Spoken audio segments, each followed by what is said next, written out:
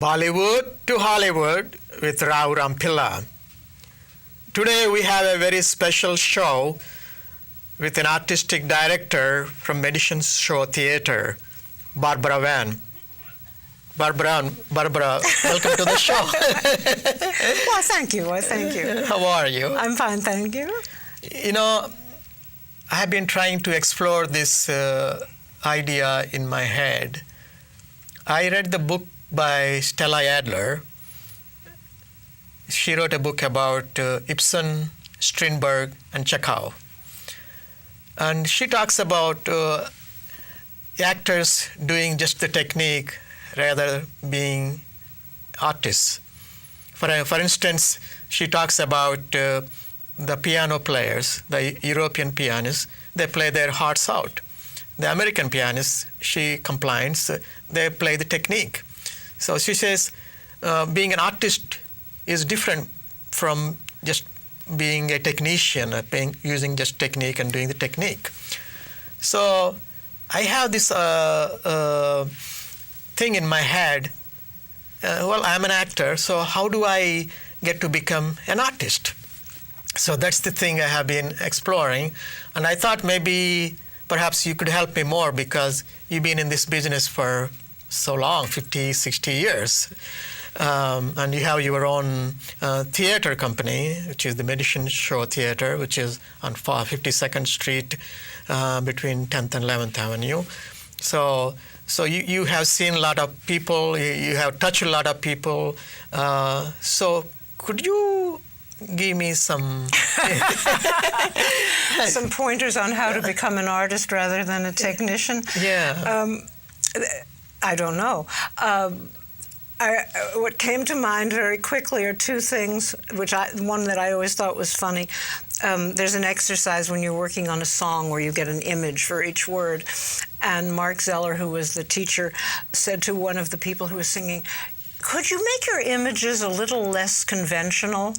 And that's one place is where your mind is. If your mind is conventional, then you may become an artist, and that a lot of people will accept you, and you may get paid for it because their ideas are conventional too. And the other was that we did a play in the Open Theater. This was in the '60s, making fun of the movies of the time, the Rock Hudson, what's her name, Doris Day movies, called "It's Almost Like Being."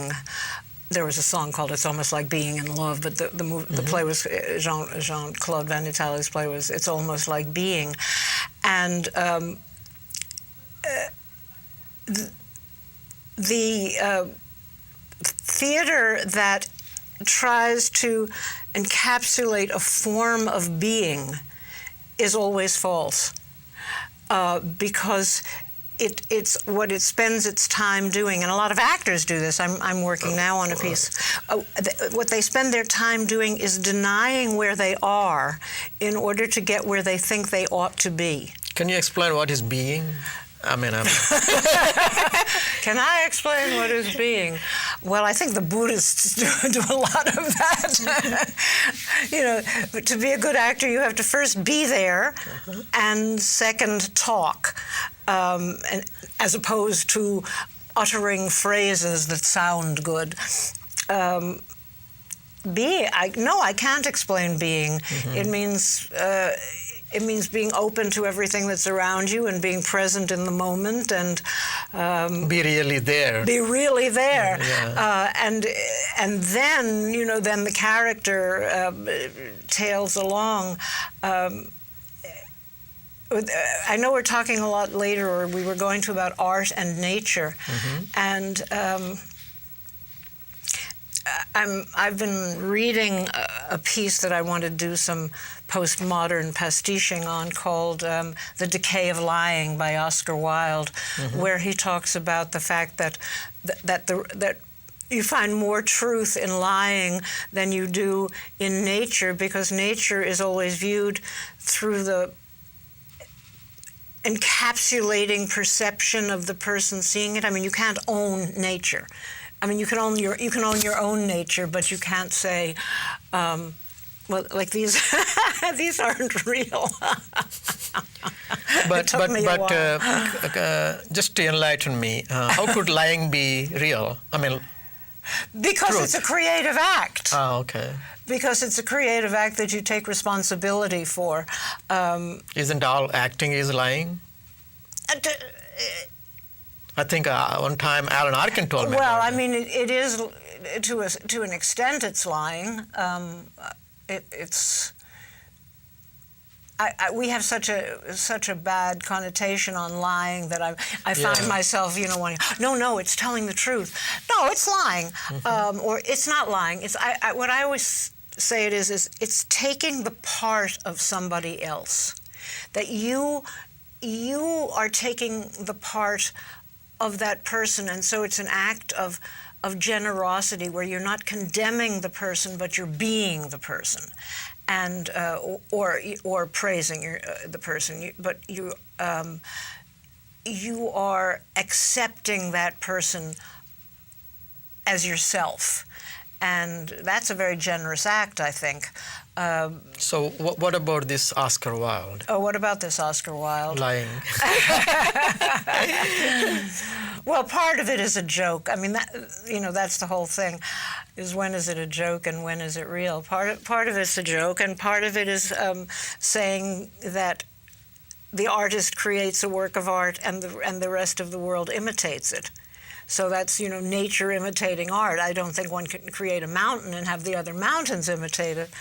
And I'm really talking about, stuff I don't know that much. We should look at the pictures, because I do have something to say about, well, I'll babble now and you can edit it. I've always liked the art that was created in the 20s and the 30s, and then again when we started doing, there are things called anti-art. Art and anti-art. I don't know that it was anti-art, but it was a whole other way of looking at art in the 60s.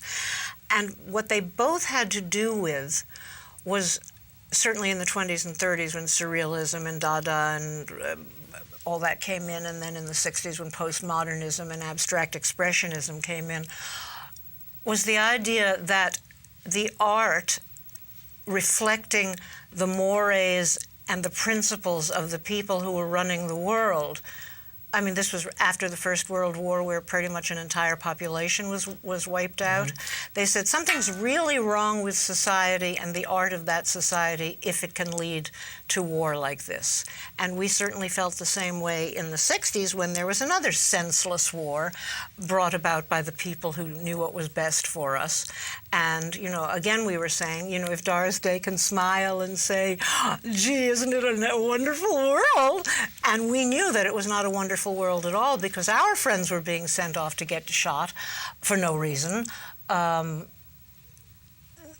the art that world created also had to be rejected because it was too false, too pretty, too, it said too establishment, I guess was the word that we used a lot. Well, let's see some pictures. I took some pictures from the Museum of Modern Art in D.C. They relate to the Renaissance period. So let's see what you think of them, maybe in relation to acting or whatever, reality of the life. Could we run the pictures? Yes. See, these are all Renaissance pictures, perfect. It has beauty, elegance, and they speak themselves. The characters, they speak out. So the artist, the painter there, is an artist. The live expression, you don't see that much there in the modern art. It's quite different. The modern art is quite different, but you can see in the Napoleon and even the clock that there's a timing, and they say everything has its relevance. So the Napoleon is one thing. If you didn't know that they were Renaissance. Especially the man with his arm up. I mean, they're quite expressionistic. They're quite, they're beautiful. At least they speak to me. It would be interesting to show them to someone who didn't recognize them as Renaissance paintings. It's interesting that they were in the Museum of Modern Art. I know that reading Aristophanes, which sometimes it seems like, wow, this is the most modern stuff that I've ever seen. There's always somebody who cuts through the structure of making the world run the way it ought to run. The power structure. I don't know. Is there a relationship with those pictures? The painters, they do the layering and painted in layer by layer, and the acting, creating characters and telling the truth of the character, even if it is a lie.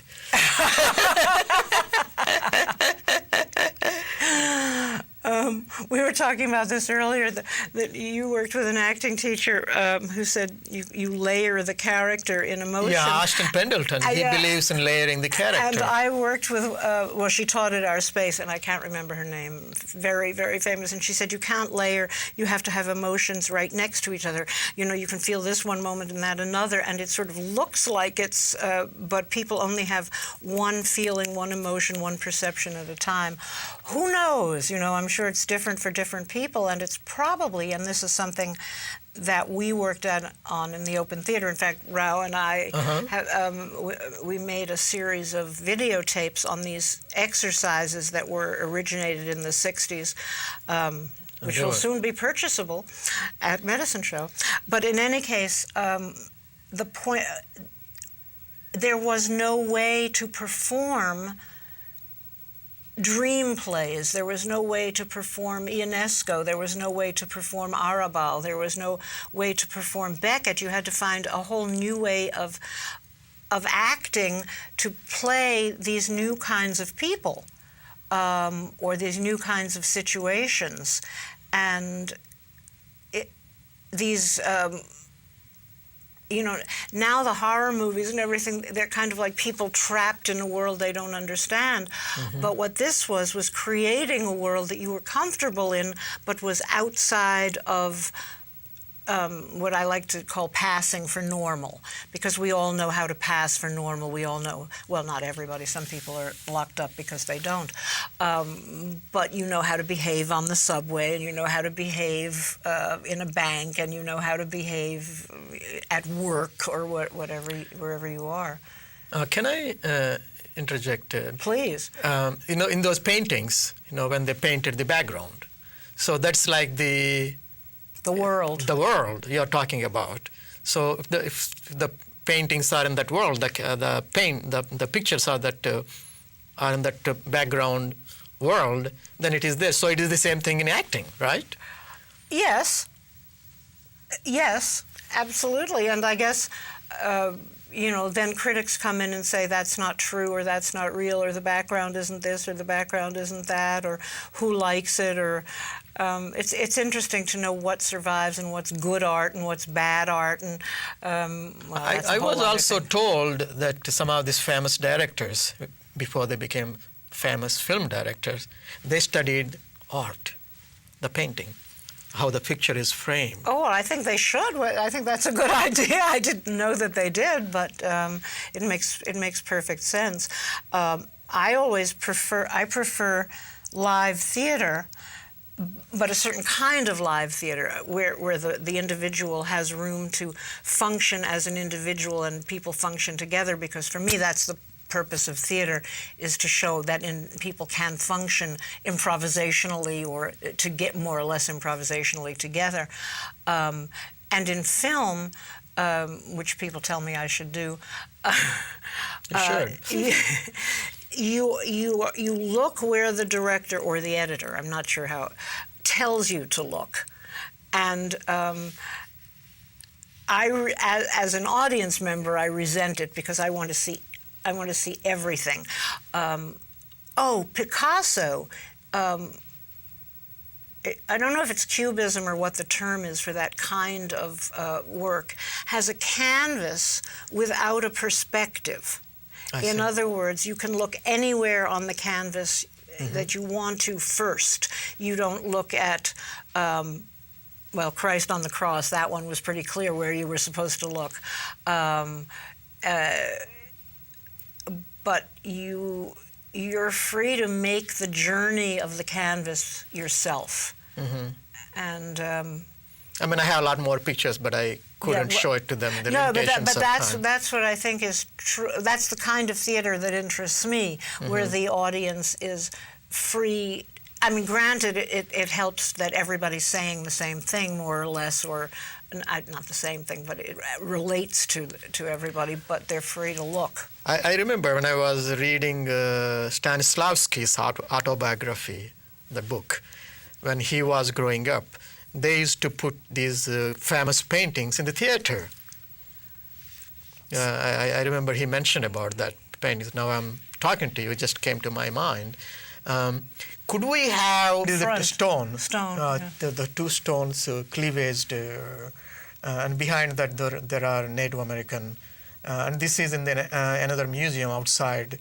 And that I thought it is funny, out of nothing they created this little bird, and then out of these two stones, these are all to me great pieces of art, and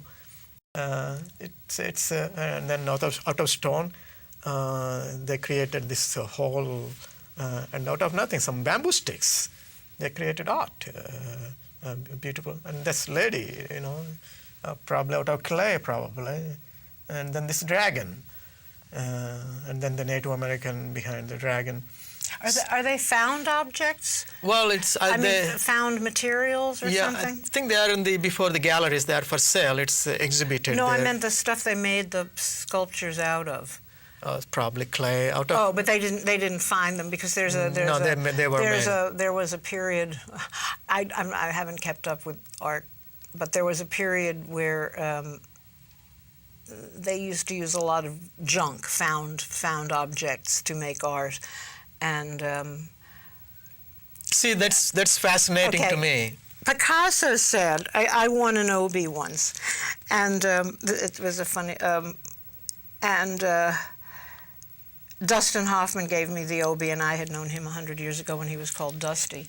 And but anyway, and when I accepted the Obie, I said, I was trying to be funny, that it seemed strange to me that I was getting it since I didn't remember ever getting a good review, which made the Village Voice very angry with me, but that's... And I quoted Picasso, who said, "Art is what the artist says it is." And Dustin said, "That girl is right." And then some feminist later on got very upset that he called me a girl. And since I was 50 at the time, I was very pleased. But in any case, that art is what the artist says it is.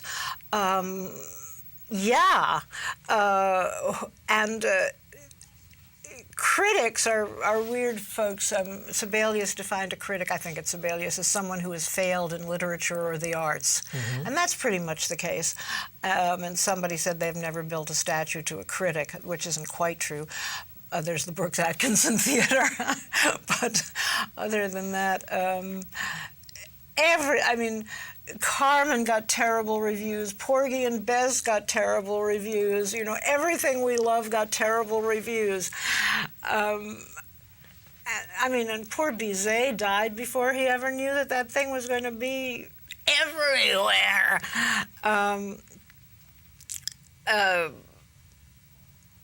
Art is what the artist says it is.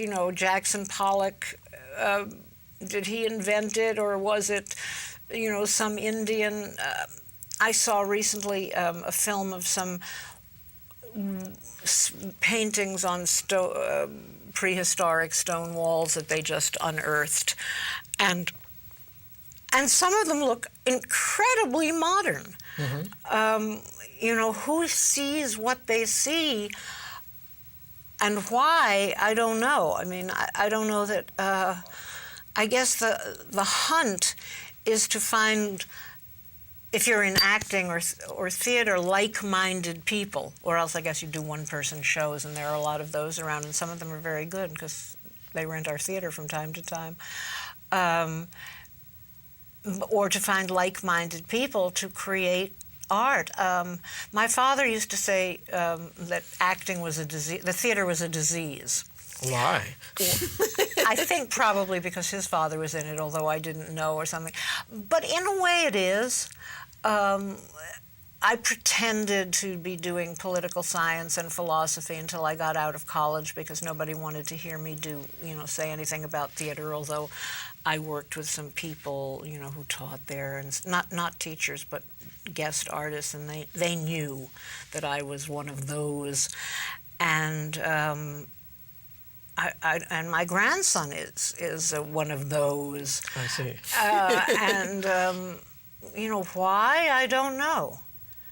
To create something outside, because as an actor, although it is yourself, you are creating something outside yourself.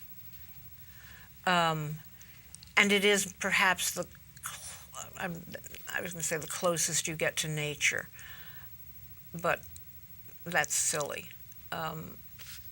You know what I thought after seeing those pictures? Because I'll always have these grandiose ideas of acting, whatever that I was trying to learn or I was taught. And he's a playwright too. He's Yeah, good. He's good.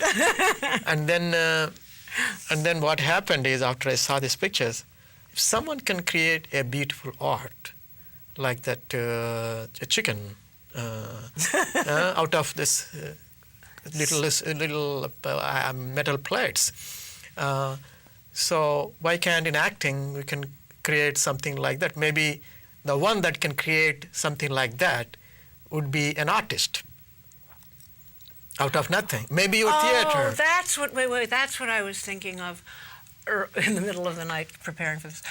Performance art, which is sort of a dead. Well, it may not be, and I may just not know anything about it. But again, in the 80s, performance art was sort of a combination of visual arts and acting, and then.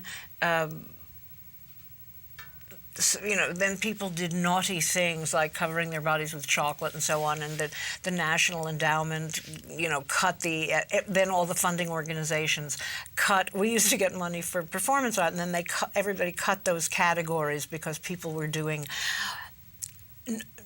outrageous or bad or some kind of thing. I mean, they weren't really. I mean, we were told we had wanted at one point to kill a chicken at the beginning of a performance and serve it up roasted at the end of the performance, and everybody was going, "Oh no, you can't do that. That's too horrible." And I'm like, "Well, excuse me, but don't you? This is what people do. This is reality. I mean, we didn't do it, and I don't know that anybody could have done it, but." They would go, "Oh, you can't do that," but they could eat chicken or beef or anything else. And we wound up painting the leaves of a plant with paint, different colors. And people were so shocked by that. I still have the plant. I mean, it washes right off. But as I say, performance art, which has the quality of visual arts and acting in it. It's an interesting form. Well, my intuition or my reaction to those pictures was, well, so long you have what we call object in acting of all the elements, so long you have a clear object or a basic major theme, then whatever you put it together, it becomes an artistic piece. As long as to do that by going out on the stage and sort of standing there and nothing seemed to happen, and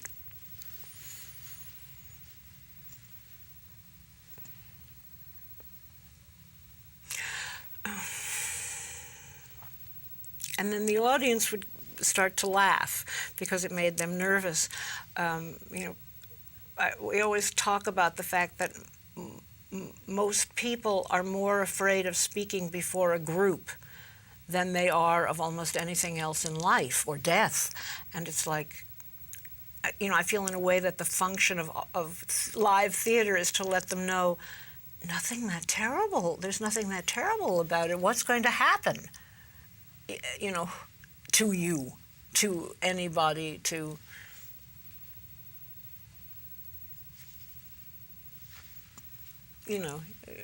just. Now let's go to the nature. Can we run those pictures from the skies? I can't do that. See, somehow those pictures, it's so beautiful. I don't know if somebody believes in God, can artists paint those pictures? I was saying that Jane, Jane Wilson can paint fabulous pictures of the sky, the advantage of having a painting of the sky. all those beautiful. Well, they're fabulous. They're gorgeous. It just fascinated me, because especially living in New York City, not even seeing the skies. Well, that's why apartments and houses with fabulous views rent for a lot of money if those people ever look out the window. Looking at those, even the way the I don't call them mountains, but the mounds, the way they are sculptured. Well, people like to go to Santa Fe to look at the scenery. It's like in the Ten Commandments, like the sky is opening and the God is putting their hands into. It's so suddenly, it's all there. I get tempted from time to time to drop everything and just stare at the sky. I don't know how long it would last, but it certainly cleans the palate of the mind. All those beautiful colors, it's just. It's given. It's somebody poking their hand and looking through these clouds. And, it's like the pictures in Ten Commandments, grandiose pictures. It's also as if you are seeing from the sky like Apollo, or. It's also like Leonardo's paintings of. So what do you think of? Is there any connection between to rate them? Nature and the acting.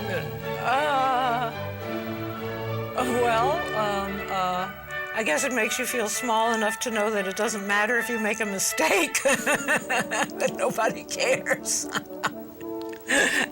Nobody's out to get you if you do. When they could make a tornado more easily. Well, we'll continue this discussion. That's all for today. It's a beautiful topic. Given the limitations of half an hour, we can't go too far, but we will continue in another episode. So until next time, see you all, Bollywood to Hollywood with Rao Rampilla.